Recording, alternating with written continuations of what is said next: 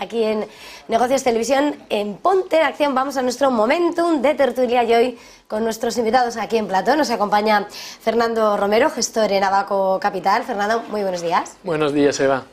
Y también Daniel Vaquero, socio director en Welcome Asset Management. Daniel, bienvenido también. Buenos días. Lo primero, para entrar en situación, si os parece calentar motores, os voy a pedir una fotografía del mercado, como lo estáis viendo, en medio de las tensiones donde la geopolítica parece alcanzar siempre las grandes razones y titulares. ¿Cómo lo veis? Daniel, ¿quieres empezar? Bueno, pues arrancamos. La verdad es que el entorno, llevamos un tiempo recomendando a nuestros clientes que el régimen ha cambiado en los mercados financieros. La situación de los bancos centrales es clave en este punto, van a tener que jugar un papel en el que convivir presionando por reducir crecimiento o convivir con una inflación más alta, con lo cual ese entorno de tipos altos, inflación, crecimiento, es cierto que a eso además hay que unir el tema de las valoraciones en los mercados bursátiles que hacen el cóctel genérico, y ahora además algo que nadie esperaba, la situación entre Israel y Palestina, que añade más volatilidad a estos mercados financieros. Con lo cual nos encontramos con un escenario complejo. Hace tiempo que no teníamos, yo creo, un escenario con tantas aristas, en el cual, insisto, aquí la posición de los bancos centrales va a ser clave para un poco el devenir durante los próximos meses. Sí, nosotros compartimos un poco lo que venías diciendo y creemos que es clave un poco fijarnos en esos tres puntos, ¿no? que estábamos hablando. Por un lado, la inflación y los tipos de interés, que evidentemente pues están muy correlacionados con el crecimiento, y después también pues el conflicto que ahora estamos teniendo en Israel, también el que seguimos teniendo en Ucrania, que ahora parece que un poco se ha salido del mapa, pero que ahí sigue, y un poco el contexto geopolítico y cómo puede afectar esto está todo en general. Entonces nosotros creemos que es un entorno muy complejo, que debemos estar muy enfocados en cada una de estas o cada uno de estos factores por separado, y lo que vemos es que también por hablar un poco de la inflación y los tipos de interés, aquí, a pesar de haber experimentado durante 12 meses una subida de tipos de interés que no habíamos visto en los últimos 20 años, la economía sigue relativamente fuerte, es decir, las tasas de desempleo siguen prácticamente en mínimos históricos, y lo que está drenando un poco al crecimiento no ha sido suficiente para frenar la inflación. Entonces la inflación sigue en un punto muy elevado, por lo que desde este punto de vista creemos que todavía los bancos centrales no han hecho suficiente, que esto está empezando a afectar a la demanda en muchos sectores, pero que es un escenario que vemos que va a continuar así por lo menos en el corto y medio plazo. Fíjate, por añadir una cosa, y por poner a la gente un poco en contexto y cómo afecta esto en los mercados. Antes estábamos hablando de que era una situación compleja, y llevémoslo a datos, ¿no? Es decir, cuando los tipos de interés suben de una forma tan alta, cuando la inflación sube de una forma tan alta, cuando la curva en renta fija entre los plazos está invertida, y cuando se ha producido un shock en petróleo como se ha producido, que de julio aquí ha subido más todo lo que veníamos arrastrado. El otro día leíamos un informe, por ejemplo, de Deutsche Bank, en el que analizaba esta situación y te decía básicamente que cuando se producían estas situaciones a la vez, las probabilidades de recesión en los próximos 3 años eran elevadas. Si hacemos un poquito mirar atrás, pues las subidas de tipos de interés ya llevamos 18 meses, ¿no?, con subidas de tipos de interés. Es un poco, yo creo, le puede dar a la gente el feeling de cuál es ahora mismo la situación, ¿no? Que desgraciadamente los 4 focos de tensión que históricamente mejor han fijado un patrón previo a una recesión, a día de hoy se están dando.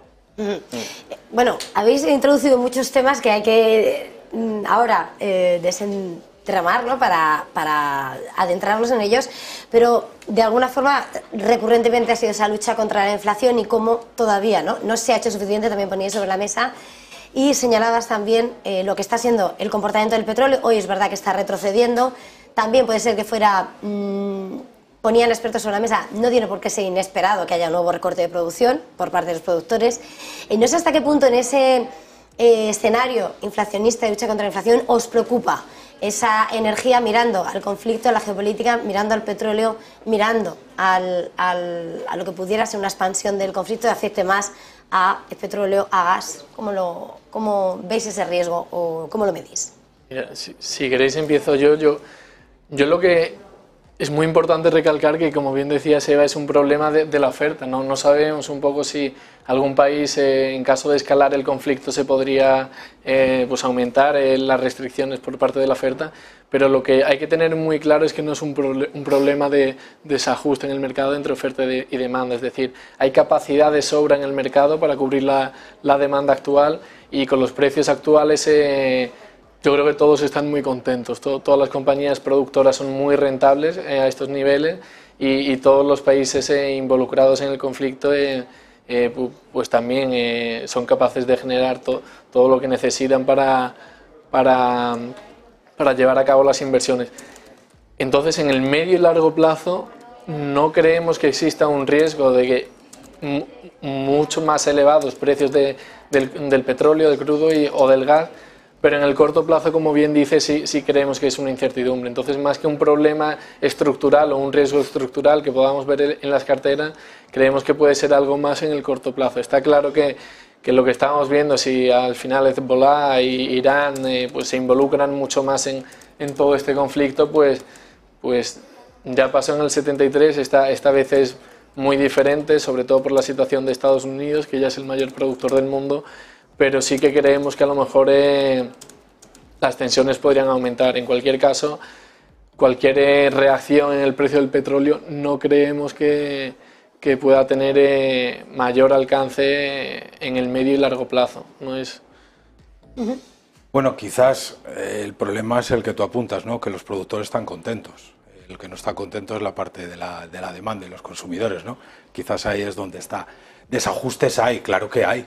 Quiero decir, ahora mismo tenemos un desajuste entre oferta y demanda de cerca de 2 millones de barriles día, que es un poco esa situación que está provocando aún mucho más tensión. La clave para saber si el precio del crudo se va a mantener alto, evidentemente, pertenece a los países productores, que ya sabemos que tienen un monopolio, son capaces de fijar precio hasta cierto punto, y después está el tema de si se amplía el conflicto a otras zonas. Has apuntado el tema de Irán, evidentemente. Solamente por poner un dato, en el estrecho de Hormuz, si se amplifica ese conflicto a zonas vinculadas al Golfo, por ahí transita el 25% de la oferta mundial de petróleo, por ponerlo en contexto. Eso sería claramente un punto de acción y de fricción dentro de lo que es un mercado que ya sabemos de por sí está en manos de 3 o 4 grandes productores, que son los que son capaces de fijar precios, ¿no? Con lo cual, a corto plazo, pues coincido con él. El problema está en que los efectos base del crudo en la inflación se pueden empezar a notar, sobre todo a partir de diciembre. En un momento vamos a continuar, me vas a perdonar, vamos a hacer una pequeña pausa para publicidad y enseguida volvemos. Fenomenal.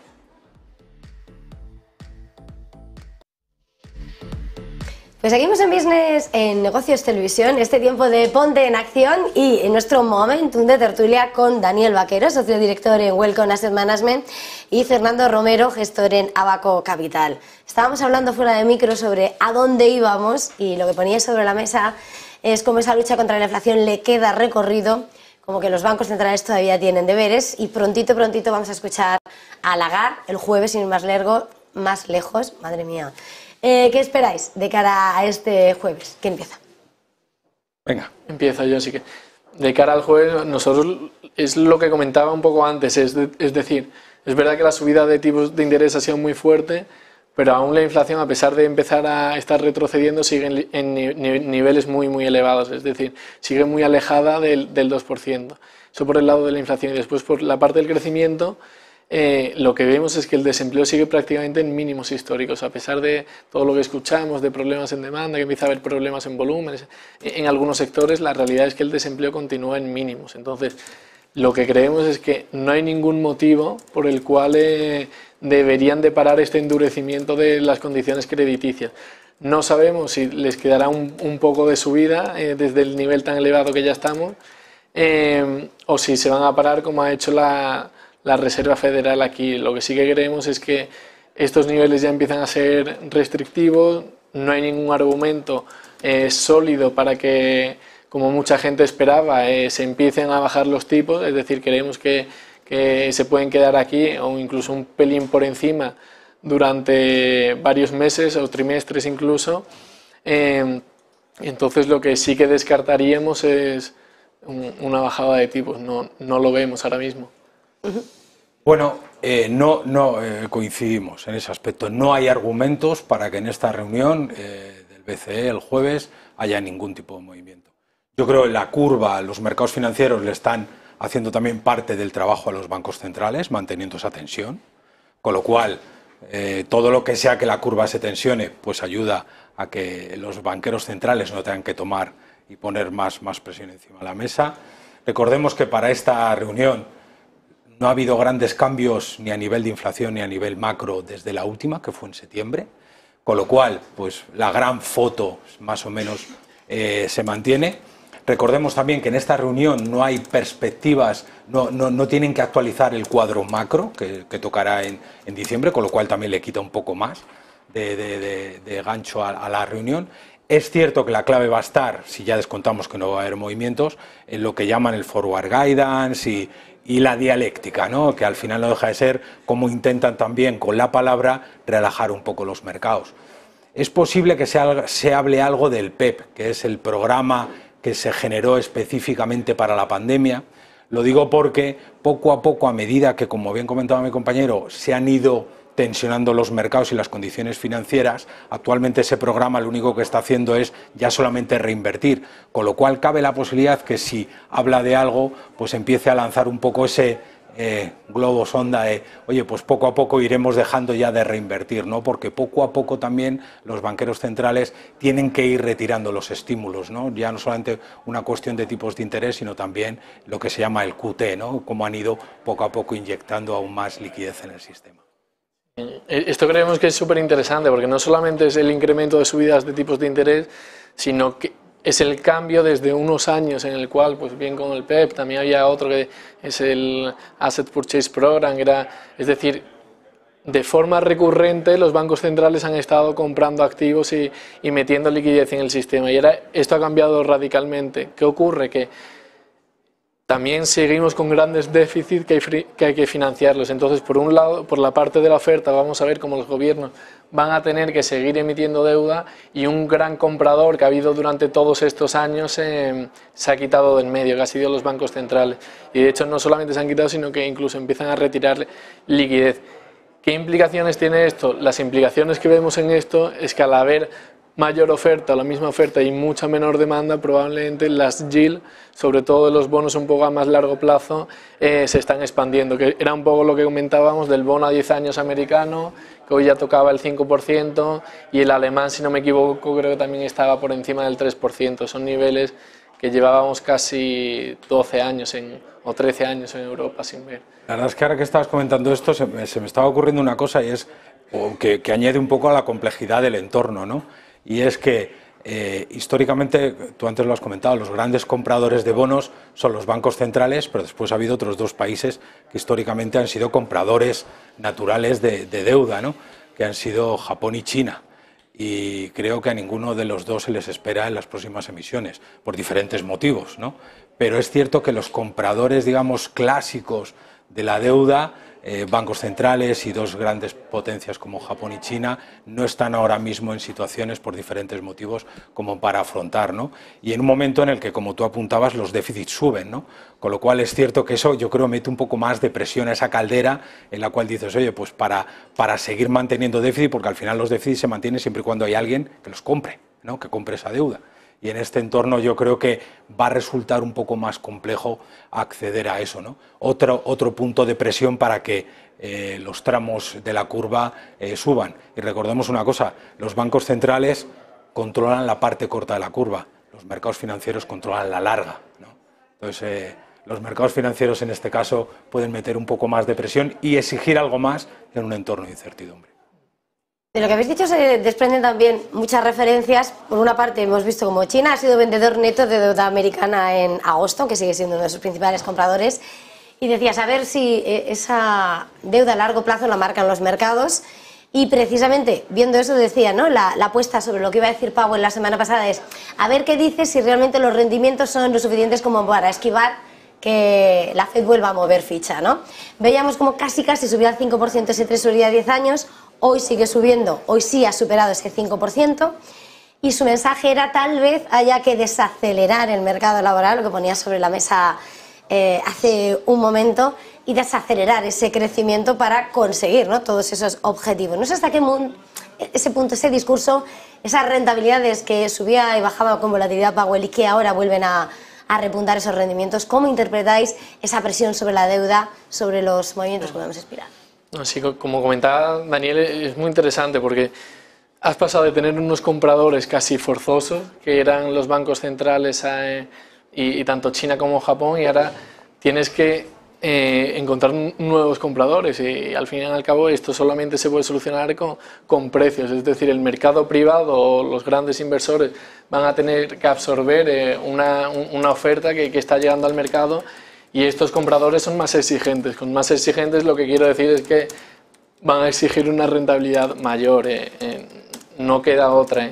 Lo comentaba hace poco un inversor muy famoso americano, se llama Howard Marks, que es uno de los mejores inversores en renta fija y del ciclo económico, y también lo comentaba hace poco Ray Dalio, que es el gestor del mayor hedge fund a nivel mundial, y es que con estos dos agentes fuera del mercado o con un menor peso dentro de él, el inversor privado va a ser bastante más exigente. Lo que venía a decir Powell, que comentabas, que van a intentar destensionar un poco el mercado laboral, no es otra cosa que endurecer aún más las políticas, causar una ralentización fuerte de la demanda y que aumente el desempleo. Es una crisis, ¿no?, en mayor o menor envergadura, pero es la única forma sobre todo de lo que decía Daniel, de un poco las expectativas a largo plazo, que son, creemos, las más importantes, es decir, que las expectativas de inflación realmente se vayan a ese 2% objetivo que están persiguiendo. O bien salirse y irse fuera de esta misión y aceptar que la inflación va a ser más larga durante más tiempo, pero no vemos ningún motivo en la actualidad para que puedan hacer esto. No sé si la inflación va a ser más alta o no, es complicado. Es cierto que lo que sí que es más pegajosa de lo que todos nos pensábamos, eso es una realidad. Lo que sí que parece evidente es que los tipos van a estar altos durante más tiempo de lo que pensábamos. Eso es una realidad. Hace apenas unos meses, en el mes de julio, el mercado descontaba hasta 5 bajadas de tipos. Ahora ya apenas 2. Eso ya es un síntoma. Usemos la dialéctica. Los bancos centrales, antes lo comentaba, usan esa nueva herramienta que se inventaron hace unos años para intentar gestionar esas expectativas. Yo sí creo que en cierta medida lo que antes expresaba, el mercado también les ayuda, gestionándolos con esa dialéctica, a que a que no tengan que subir de una forma tan agresiva. Puede ser que a la Reserva Federal le quede una subida. Lo que es evidente es que ya está cerca de ese punto máximo de subidas con el escenario que tenemos actualmente. Pensemos que la economía americana, ahora mismo el 2 años americano está por encima del 5, que es nivel no visto desde el 2006, y la economía americana ha crecido en 24 trillions la deuda, tiene 34 trillions de deuda. La deuda hay que pagarla, de tal forma que lo que digo es que al final el mercado les va a empujar, sobre todo en la parte larga, yo creo, a poner un poco más de rentabilidad encima de la mesa. Y es lo que está pasando en los últimos días. Si vemos, el mercado ha repuntado de una manera, los tipos a largo han repuntado de una manera muy potente. E incluso acompañados con unos datos macro en Estados Unidos mucho más fuertes. Vimos el otro día la creación de empleo, que sorprendió, coincido. Si no hay ese destensionamiento en el mercado laboral es difícil. El otro día el último dato fueron 336.000, que era el doble de lo que esperaba el consenso mercado. Una de dos, o el consenso mercado está mirando para otro lado, o aquí algo pasa en la economía americana que es mucho más resistente, ¿no? Hay un dato que a mí me llama mucho la atención, que es el tema de vacantes. En el periodo 2000 al 2015 había prácticamente 7 vacantes por cada puesto. Ahora mismo está mucho más tensionado, hay 2 por cada uno. Entonces eso ya al final te genera unas tensiones en el mercado laboral que son un poco las que están acompañando en este escenario, porque es cierto que en cualquier otra circunstancia una situación como la actual yo creo que habría derivado en mucho más tensión en el mercado laboral. Y una cosa muy interesante es poner todo esto un poco en el contexto histórico, es decir, Si nos cogemos, ahora mismo nos parece que el 10 años americano está al 5%, que es una barbaridad, no había estado así en los últimos 15 años, pero si cogemos un periodo más largo de tiempo, vemos como en los últimos 100 años raro ha sido el momento en el que no estuviese por aquí, es decir, hemos vivido muchísimos años, los 60, los 70, los 80, los 90 incluso, con una rentabilidad de este bono al 7, 8%, incluso en algunos periodos a doble dígito. Y si a eso le sumamos que ahora mismo Estados Unidos está con el mayor endeudamiento de todo este periodo de tiempo, el desempleo está en mínimos y encima tenemos inflación todavía, pues la verdad es que no vemos motivos por los que en el corto plazo este pudiese. Y no solamente en el corto plazo, con lo que vengo, lo que me parece muy interesante aquí es en el medio y largo plazo. Es decir, es realmente complicado que estas rentabilidades vuelvan a lo que hemos vivido en los últimos 10 años y es bastante más probable que se mantengan los niveles actuales o que estén en rangos incluso un poco más elevados o un poco por debajo. Y esto tiene muchísimas implicaciones, sobre todo en la valoración de todos los activos.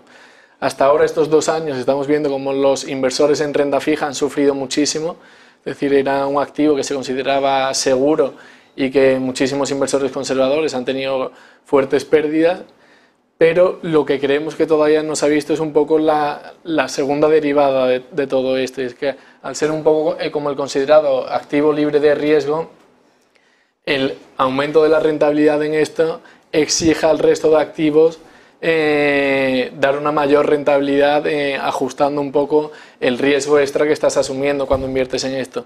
Entonces creemos que no sabemos si exactamente ahora, en algún momento, este tipo de activos ya empieza a ser muy atractivos, es decir, la renta fija, dando estas rentabilidades, puede ser muy atractiva, y vemos como el resto de activos todavía le queda un poco de ajuste en precio para ser competitivos frente a estas alternativas. Bueno, es que ya lo es. O sea, yo, por también lanzar a la audiencia, no vamos a estar todo el rato hablando de las cosas negativas, ¿no? O sea, lo bueno que tiene este entorno es que nos ha puesto otra vez en valor un activo que llevábamos 10 años que no teníamos. Los bancos centrales tenían los tipos nominales a cero, reales en negativo, y ahora por fin entra otra vez a jugar un nuevo jugador, que es la renta fija, que da mucha estabilidad a las carteras, que es un activo que hay que considerarlo sí o sí, tanto en su parte de crédito como en su parte de gobierno.